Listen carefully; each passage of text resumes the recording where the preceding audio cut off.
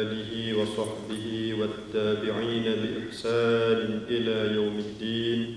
اللهم يا معلم إبراهيم الحكمة علمنا، ويا مفهم سليمان فهمنا، ففهمناها سليمان وكلا آتينا حكما وعلما، وسخرنا مع داود الجبال يسبحن والطير وكنا فاعلين.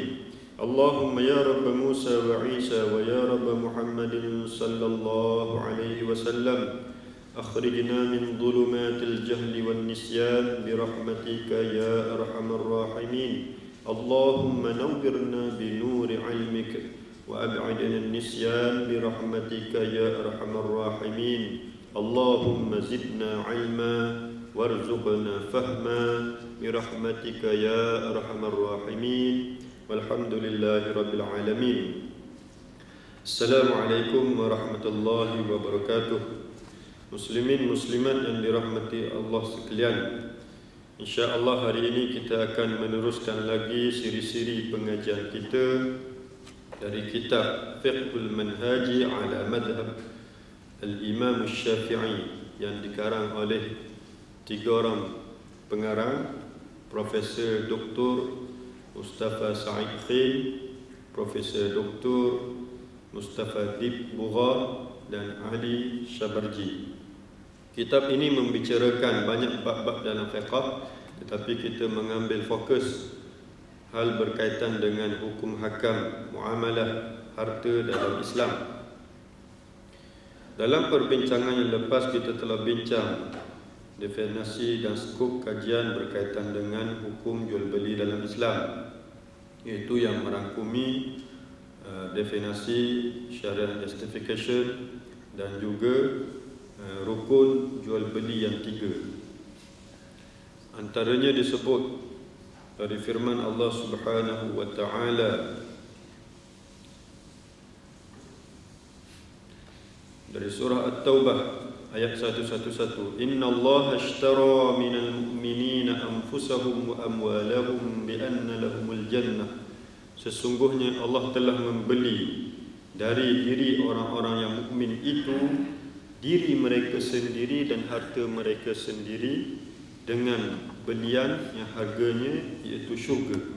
Jadi kalimah yang digunakan oleh Allah dalam ayat ini adalah ishtara, iaitu jual beli. Antaranya lagi Allah sebut fastabshiru bi bai'ikumul ladzi bay'tum bih. Maka bergembiralah kamu hai orang-orang yang beriman dengan jual beli, bi bai'ikum, dengan jual beli yang kamu telah melakukannya dengan Allah Subhanahu wa taala. Jadi key pointnya adalah kalimah bai', jual. Tadi kalimah ishtara, jual beli. Kalimah kedua bai', al-bai' juga bermaksud jual beli. Antaranya lagi dalam surah Yusuf Allah sebut washarauhu bi thamanin bakhsin darahim ma'dudah, dan telah dibelinya akan Nabi Yusuf itu dengan harga beberapa dirham sahaja. Jadi kalimah washarauhu, dan telah dibelinya, itu Nabi Yusuf telah diberi oleh rombongan yang berdagang yang nak ke Mesir.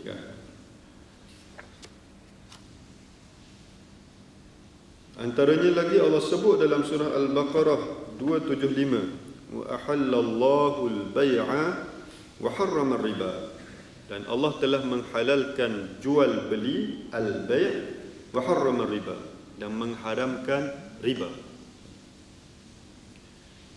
Begitu juga datangnya syariah justification dari hadis Nabi sallallahu alaihi wasallam yang diriwayatkan oleh Al-Bukhari dalam kitab zakat. Da an ya'khudha ahadukum hablahu fayati bihuzmatil hatab ala dhahrihi fayabi'aha fayukaffa Allahu biha wajhah khairun lahu min an yas'ala an-nas a'tawhu aw mana'uhu. Moga-moga seseorang di kalangan kamu berusaha mengambil kayu api, kerja dia mengambil potong pokok kayu untuk dijadikan kayu api dan dijual, fayabi'aha, dan dijual di pasar, kan? Fayukfallahu biha wajha, maka Allah akan menjaga air muka dan maruahnya di hari kiamat. Ini adalah gasaan kepada kita untuk kita bekerja tanpa kita meminta bantuan. Khairun lahu, lebih mulia baginya daripada dia meminta-minta dari manusia. Kerana kalau meminta ni sama ada a'tauhu, orang beri, au mana'uhu, ataupun orang tak beri. Jadi minta itu satu proses yang memalukan satu. Kemudian result daripada minta tu kadang-kadang dapat, kadang-kadang tak dapat. Kalau dapat okey, kalau tak dapat tapi malu tu dah terasa. Jadi Islam menyeru supaya elakkan dari meminta-minta dan utamakan usaha sendiri. Antaranya lagi Nabi sebut, anna Nabi sallallahu alaihi wasallam ishtara ta'aman min Yahudi ila ajal wa rahanahu dir'an min hadid. Sesungguhnya Nabi sallallahu alaihi wasallam ishtara, telah membeli makanan dari orang Yahudi dengan dia menggadaikan baju besinya untuk mendapatkan makanan tadi. Maknanya Nabi pernah beli makanan dengan berhutang, tapi Nabi gadaikan baju besi dulu untuk sementara waktu. Ini memberi hukum bahawa sah kalau kita buat gadaian. Yang kedua, sah kalau kita jual beli secara hutang, as long tak ada riba. Dan yang ketiga, dibenarkan bermuamalah dengan non-Muslim, hatta dengan orang Yahudi. Kemudian kita masuk pada rukun-rukun akad jual beli. Dari sudut jumhur, di sana ada 3 rukun. Yang pertama, pihak yang berkontrak mesti ada penjual pembeli, pemberi sewa, penerima sewa, pemberi gadai, penerima gadai. Itu rukun pertama, kan? Two contracted parties, kan? Kemudian rukun yang kedua, mesti ada sirah, kan?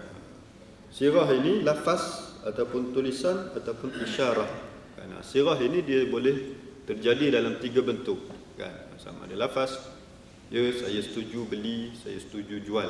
Itu satu. Yang kedua dalam bentuk tulisan, I hereby agree to purchase this item with this price, kan? Ataupun dalam bentuk isyarat, kan? Biasa yang berlaku, kita pergi ke kedai itu, kita beli benda-benda yang kecil, keperluan harian. So kita ambil barang, kita letak dalam basket, letak dekat kaunter, kita hulur duit, cashier bagi balik duit kat kita, kan? Soalannya di mana akad? Adakah berlaku dengan tulisan? Adakah berlaku dengan verbal? Jawapannya kita senyum-senyum je. Kita beri duit, kita ambil, tanpa kita lafazkan, saya beli, saya jual, kan? Sah ke tak sah, kan? Jawapannya ada 2. Yang pertama, ikut mazhab kita, antaranya Imam An-Nawawi rahimahullah, dia kata sah kalau melibatkan barang yang kecil-kecil, kan? Barang yang besar-besar tak boleh. Nak beli rumah, nak beli kereta, property, itu kena proper, kena express, kan?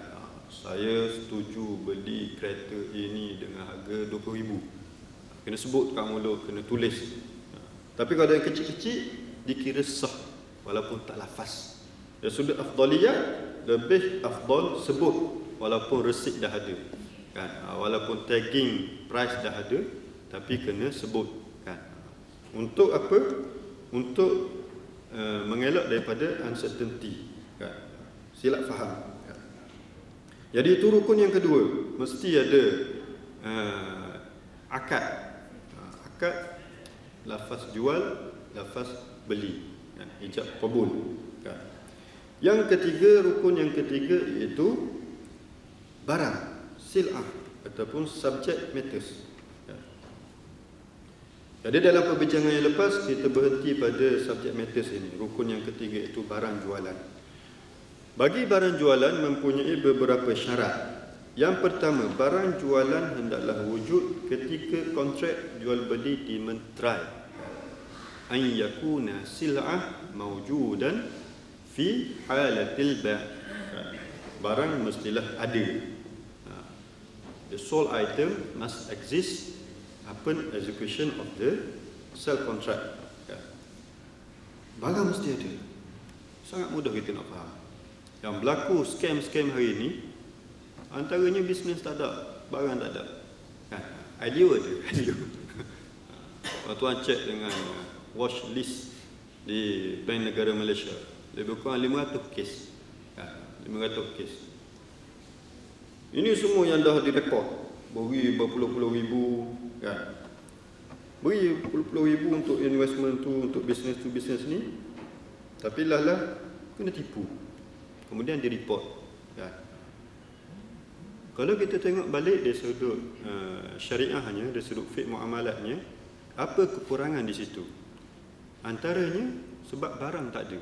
Sebab itu fiqh dia suruh kita untuk cukupkan rukun jual beli mesti ada barang. Barang itu disyaratkan pula mesti wujud. Kan? Barang mesti ada, barulah sah jual beli itu. Antaranya dalil dari Hakim bin Hizam radhiyallahu anhu berkata, "Qultu ya Rasulullah, ya'tini rajulu fayas'aluni 'anil bay', laysa 'indi ma abi'uhu minhu, thumma abta'uhu min as-suq." Qala, "La tabi' ma laysa 'indak." Daripada Hakim bin Hizam katanya, dia pernah berkata pada Nabi sallallahu alaihi wasallam, "Ya Rasulullah, wahai Rasulullah, aku telah didatangi oleh customer, kemudian customer ini dia place order, dia nak beli sekian-sekian. Tapi barang yang customer request tu tak ada lagi dengan dia, kan? Dan dia tanya untuk clarification, adakah sah untuk aku beli terus, aku ambil terus akad jual beli tu, sedangkan barang tak ada lagi dalam tangan dia, kan? Dalam store dia." Jadi Nabi jawab, "La, tak boleh." Kan? Kemudian Nabi bersabda, "La tabi' ma laysa indak." Jangan kamu jual barang yang tak ada. Kan? Rasional dia mudah je. Benda tak ada, nak jual macam mana? Kan? If anything happen, dia akan bergaduh. Kan? Tapi kalau barang ada, barulah jelas untuk dijual. Jadi itu antara dalil hukum syarak yang menyatakan syarat pada barang mestilah wujud ketika akad jual beli. Itu syarat pertama. Syarat kedua, barangan yang dijual mestilah dalam bentuk harta yang boleh bernilai menurut syarak. Harta yang kita nak beli itu mesti ada nilai di sisi syarak. Maknanya syarak meletakkan nilai. Contohnya beli anjing, beli benda haram, beli najis, kan? Itu syarak tak beri nilai. Beli arak, kan? Itu syarak tak letak nilai. Maknanya tak ada nilai di sisi syarak, maka tidak sah, kan? Antaranya hadis Nabi sallallahu alaihi wasallam sebut, "Innallaha wa rasulahu harrama al-bay' al-khamri wal maitah wal khinziri wal asnam." Faqila ya Rasulullah, ara'aita shuhum al-maitah fa innaha yuqla biha as-sufun wa yudhanu biha al-julud wa yastasbihu biha an-nas. Faqala la wa haram. Thumma qala Rasulullah sallallahu alaihi wasallam inda dhalik, qatala Allahu al-yahuda inna Allah lamma harrama shuhumaha jamaduhu thumma ba'uhu fa akalu thamanah. Ini dalil pada tidak boleh jual beli benda yang haram, kan? Nabi kata apa? Sesungguhnya Allah Subhanahu wa taala dan rasulnya mengharamkan jual beli khamar, arak, liquor, wal maitah, bangkai. Bangkai, jumpa lembu, aksiden tepi jalan, tak sempat sembelih, kita jumpa. Lepas tu kita ambil, jual kat kedai, kan? Jual kat gerai. So haram, kan? Sebab dia dah mati sebelum disembelih, kan? Wal khinzir, babi dan apa-apa yang lahir daripada babi tadi, tulang babi, kulit babi, semua yang berkaitan tak boleh, kan? fatwa, Majlis Fatwa Eropah, Majlis Fatwa Singapura, dia bincang pasal hukum istihalah. Antaranya dia bincang pinggang mangkuk yang jenis bone china kan. Sebab jenis bone china ni dia buat daripada tulang-tulang yang tak halal kan. Sah ke tak sah kan. Jadi kita ambil hukum yang tidak boleh dipakai kan. Tapi ada hukum di sana, dia kata tulang ni dah ditransform kepada zat yang lain, kepada fizikal yang lain. Maka kita tak panggil barang tu tulang babi dah, kita panggil benda lain dah, sebab dah ditransform, dah diistihalahkan. Maka dia, Majlis Fatwa tadi dia sebut boleh kan? Boleh sebab dah bertukar sifat. Sifat asal babi tu dah tak ada, maka bertukar sifat, bila bertukar jadi halal balik kan? Dan benda yang haram lagi adalah al-asnam, patung-patung. Jadi patung-patung tak boleh tuan-tuan kan? Patung budak-budak, teddy bear apa, diberi kelonggaran untuk budak-budak main kan? Tapi dengan syarat budak-budak main lah. Kalau teddy bear, budak-budak tu umur 40, tak boleh lah. Budak-budak umur 40 kan? Jadi tak boleh kan? Saya ingat ada satu kes di bank dulu, bank Islam, ada company dia request untuk financing. Antara dalam form tu dia tulis, selain daripada dia beli baju, dia nak beli patung kan? Kita refer pada syariah committee members untuk bincang sah ke tak sah dia nak ambil financing daripada bank Islam untuk beli patung kan? Jadi kita letak syarat, patung, apa motif beli patung kan? Untuk main ke, untuk apa? Kemudian dijawab untuk gantung baju kan? Itu boleh lah kan? Itu pun kita letak syarat, tak boleh yang patung berbentuk yang sempurna kan? Jadi untuk itu dibenarkan kan? Walaupun dia patung kan? Atau patung untuk budak-budak medik buat apa itu, kajian kan? Itu dibenarkan sebab ada tujuan dia. Cuma dalam hadis ni disebut wal asnam. Asnam itu adalah patung, maka tidak sah dijual beli. Kalau patung tu mah, kena cairkanlah kan? Faqila ya Rasulullah, maka dikatakan wahai Rasulullah. Kalau kita baca hadis faqila, maka kita tahu siapa yang kata. Tapi waktu dialog tu berlaku, ada orang tanya Nabi kan? Tak dimention siapa yang tanya. Ara'aita syuhumul maitah, syuhumal maitah, tidakkah kamu melihat lemak kepada bangkai? Fa innaha yuqla biha sufun. Lemak ni boleh digunakan untuk buat kapal kan? Buat gam kapal. Wa yadhanu bihal julud, dan untuk buat polish kulit kan? Kulit tu kalau kita tenyih dengan apa tu, lemak tadi, dia akan jadi elok kan?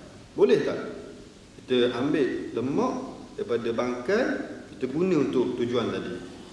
Wa yastasbihu bihan nas, dan manusia boleh guna untuk buat pelayaran. Faqala, Nabi jawab, la, tak boleh, pasal benda tu haram dan huwa haram.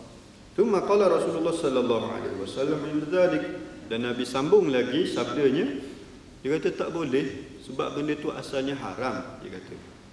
Dan Nabi sambung, qatalallahu al-yahud, Allah memerangi Yahudi kerana apabila Allah mengharamkan sesuatu, maka Yahudi tadi dia modify balik dan dia jual dan dia makan hasil jualan.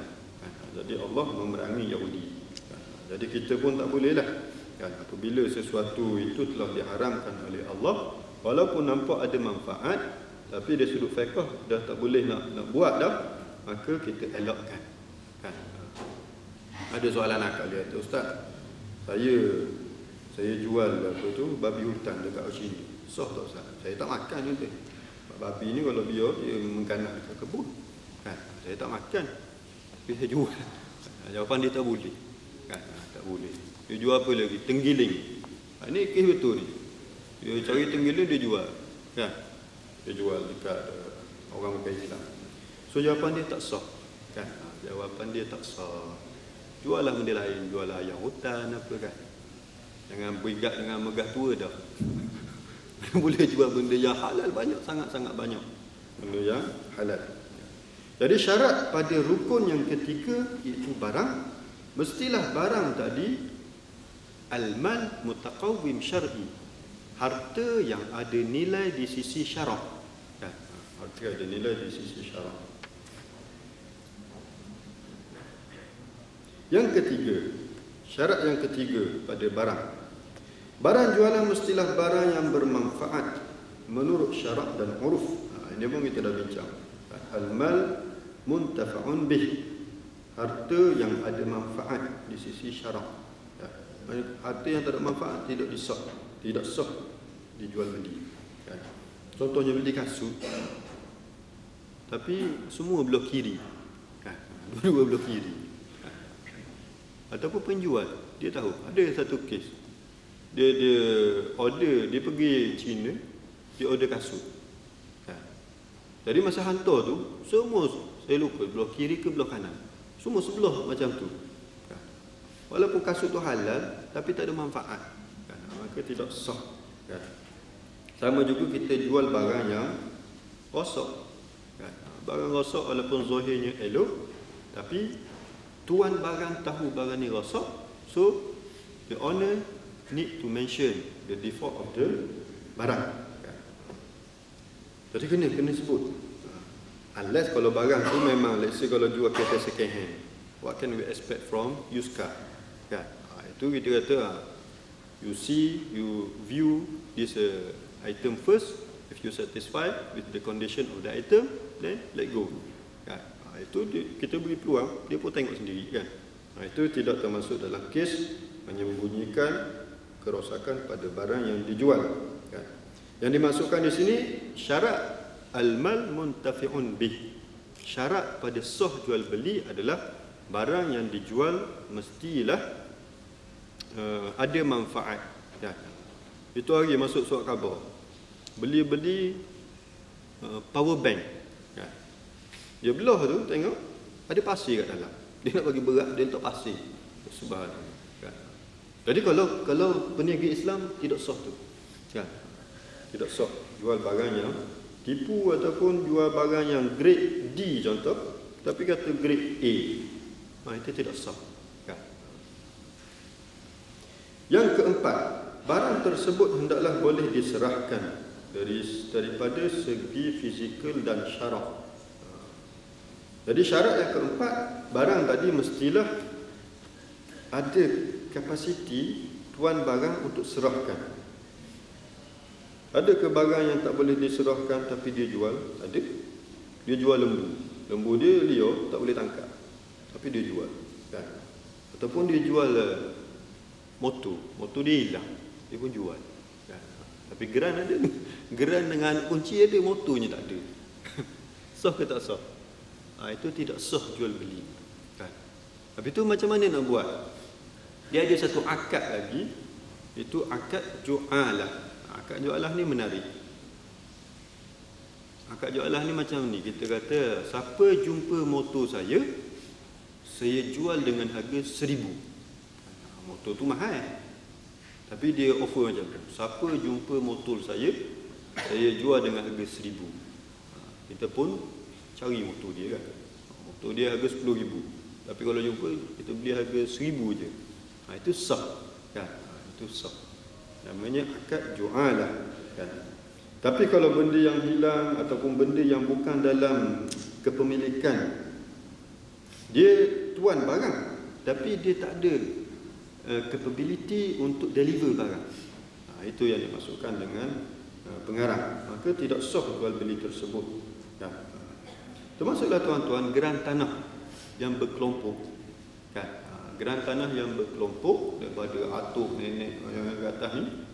So kita masa nak jual tu, dia kena clear dimension berapa orang owner dalam satu geran besar tu kan. Jadi kalau pembeli faham kondisi geran tanah tersebut dan dia setuju ambil risiko, maka sah. Kalau dia tak faham status geran tanah tadi, dia ingat ke dia lock seorang je, tengok-tengok lepas beli, ramai lagi yang belum disettlekan. Itu ada unsur gharar, uncertainty, maka syarak tidak membenarkannya kan.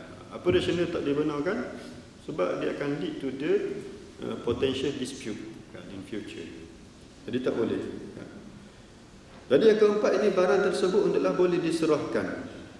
Jika satu pihak gagal menyerahkan barangan yang ingin dijual ataupun barangan yang ingin dijadikan sebagai bayaran dan barangan tersebut telah ditentukan ketika proses jual beli, maka kontrak tersebut tidak sah. Ini sama macam kes abandoned property kan.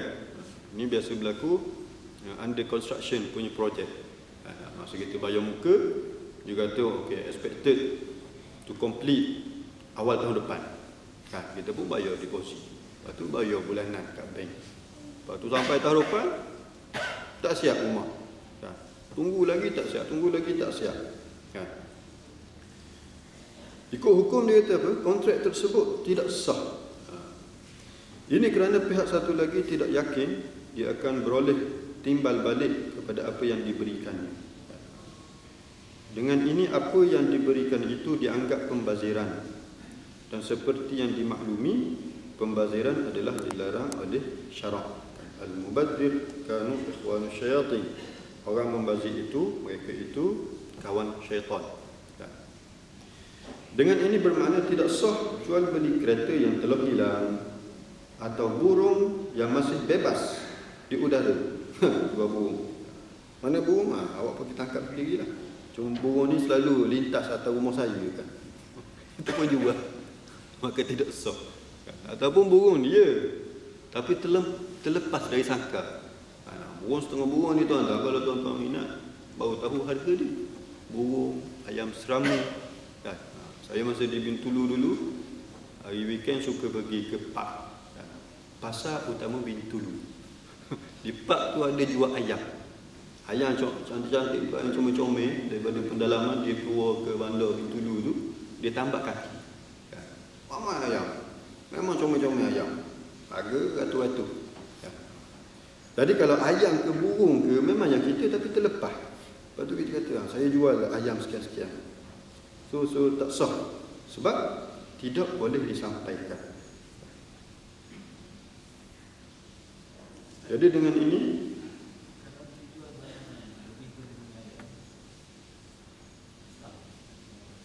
jual barang lebih ayo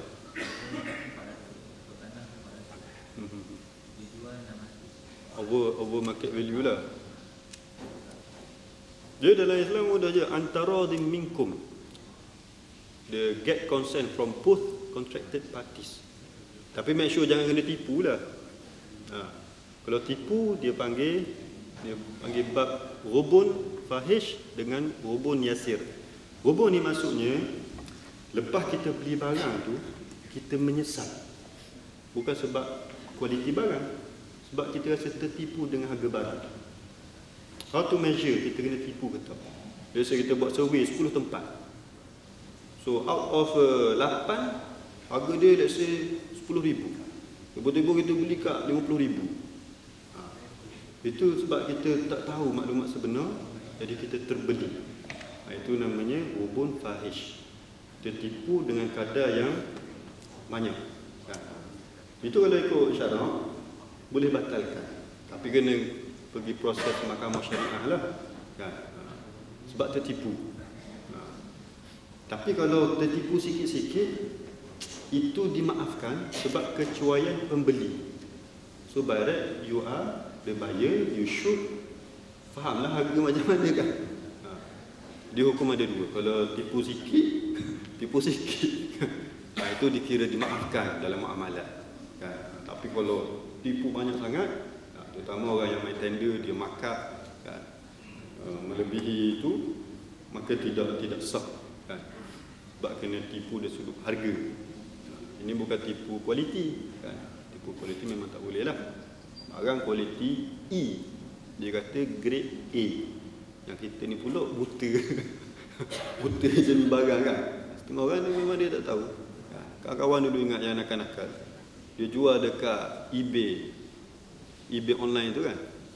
Barang dia beli kat Golok, dia jual kat UK. Masalah beli je. Jadi situ kita kata tak sah sebenarnya kan.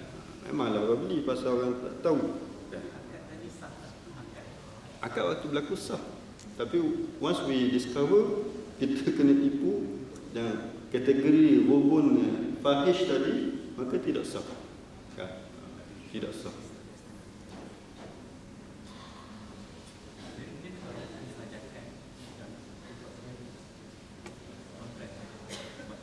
Kontrak yang collateral kita markup tu.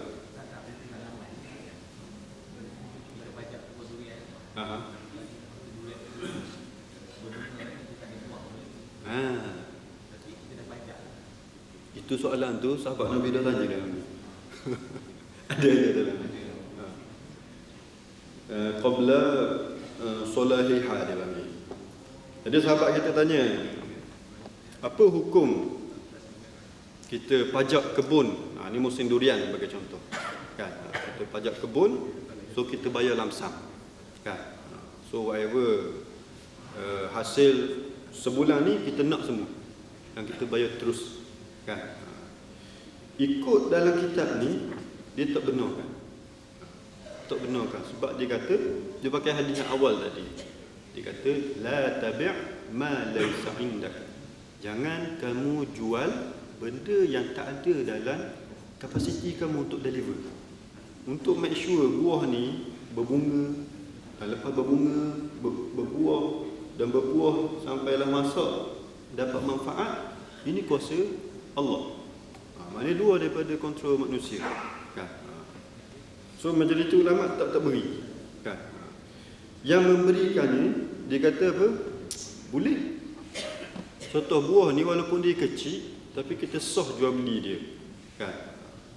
Contohnya buah mempelam. Mempelam ni kalau tak sampai masak, tapi waktu dia putih kecil-kecil tu, kalau dia gugur awal, ada manfaat. Kan? Buat jeruk dan sebagainya. Yang tu sah, dia kata. Tapi kalau langsung tak boleh manfaat, maka tak boleh. Kan? Tak boleh. So dia nak elak dari pertalagahan. Kalaulah si pembeli tak dapat manfaat. Kan?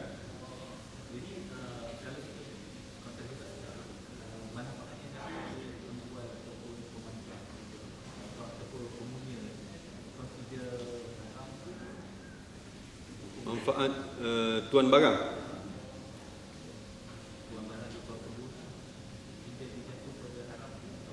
Jadi satu lagi, kalau dia ini general akad jual beli, asalnya tak boleh macam tu. Tapi dia ada akad lain, contohnya padi, gandum, dia ada akad lain, dia panggil jual beli salam. Sebagai contoh. Kalau dalam industri hari ni kita ada CPO, kan, crude palm oil pada sawit tu. So sebelum sawit tu harvest, kita dapat buah, kita dah boleh jual pakai akad salam. So by right, buah sawit tu tak ada lagi, tapi dah boleh buka kontrak untuk beli berapa-berapa. Itu nama dia salam. Tapi salam Nabi letak syarat yang begitu ketat. Dia kata man aslafa fi syai'in fal kayli ma'lum wa wazni ma'lum ila ajal ma'lum. Siapa yang nak jual jenis salam ini, dia kena ada 3 kategori ni. Kuantiti barang mesti spesifik. Kan? Timbangan barang mesti spesifik dan tarikh delivery mesti confirm bila. Jadi waktu itu dibenarkan dengan pengecualian. Kan? Mana kita sah, kita ambil duit kan? Saya beli sawit ini, CPO ini dengan berapa ribu tan dengan harga berapa juta. Kan? Kita buat kontrak awal. Kan? Kemudian kita executekan kontrak itu sekarang. Sawitnya tak ada. Nah, sawitnya lepas 3 bulan contoh. Itu diberikan pelonggaran. Kan? Diberi pelonggaran sebab rupanya Nabi dah faham. In the future market akan bertukar. Kan? Bertukar kondisinya, maknanya ada perlu modal dulu untuk buat proses tu. Kan? Maka diberi modal, maka dia hantar barang kemudian. Kalau nak buat yang buah durian macam tu, kira boleh lah. Tapi dia kena make sure tadilah. Al-kayli ma'lum, wazni ma'lum, ila ajali ma'lum. Al-Kail, kuantiti berapa, ya. Timbangan berapa, dan tempoh penghantaran bila, ya. Barulah sah untuk buat jual beli benda yang tak ada, ya. Cuma daripada dua hadis ni dia tak kontradik tau. Kan hadis pertama kita kata la tabi' ma laysa indak, jangan kamu jual benda yang tak ada sekarang. Itu hadis pertama. Hadis kedua kata man aslafa fi syai'in, siapa yang nak buat jual beli jenis salam ni, walaupun barang tak ada tapi boleh jual beli juga dengan specific condition tadi. So dia tak kontradik dua ni, kan? Jadi digunakan dalam situasi yang berbeza.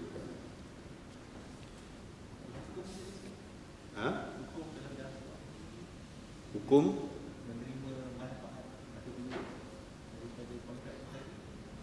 silah, kalau hukum yang salam tu kira halal lah. Tapi kalau dia tak boleh meet requirement yang asal tu, kena refund lah. Gitu. Kena refund lah. Pasal sebab bila jual beli barang yang tak ada, tapi Nabi letak 3 syarat tadi. So bila salah satu daripada 3 syarat ni tak di comply, maka kena refund balik. So tak bergaduh lah orang. Yang bergaduhnya syarat tak meet tapi duitnya ambil. Itu yang tak boleh, kan? Dan itu untuk pertanian dan lebih pada buah-buahan, pembuatan. Dia ada satu kontrak lagi selain daripada akad salam, dia akad istisna. Istisna ini untuk buat bangunan, lebih pada buat bangunan, buat jalan. Itu pun sama, kita bayar awal, barangnya tak ada. Kalau ikutkan macam kontradik dengan hadis yang pertama. Kalau barang tak ada, tak boleh jual. Ini Nabi beri pengecualian, nama dia akad istisna, kan? Barang tak ada tapi kita bayar dulu, kan? Itu pun dibenarkan juga dengan specification tadi. Jadi insya-Allah kita stop sini dulu sebab ada tahlil sikit lepas zuhur, kan? InsyaAllah akan datang kita akan sambung lagi dalam perbincangan fiqhul manhaji ala madhhab Asy-Syafi'i dalam rukun jual beli yang ketiga, itu barang, dan pada syarat yang kelima, barang yang hendak dijual. Wallahu a'lam. Assalamualaikum warahmatullahi wabarakatuh. Pengumuman sikit, kursus intensif haji kita akan buat di level ni tuti pada 29 Jun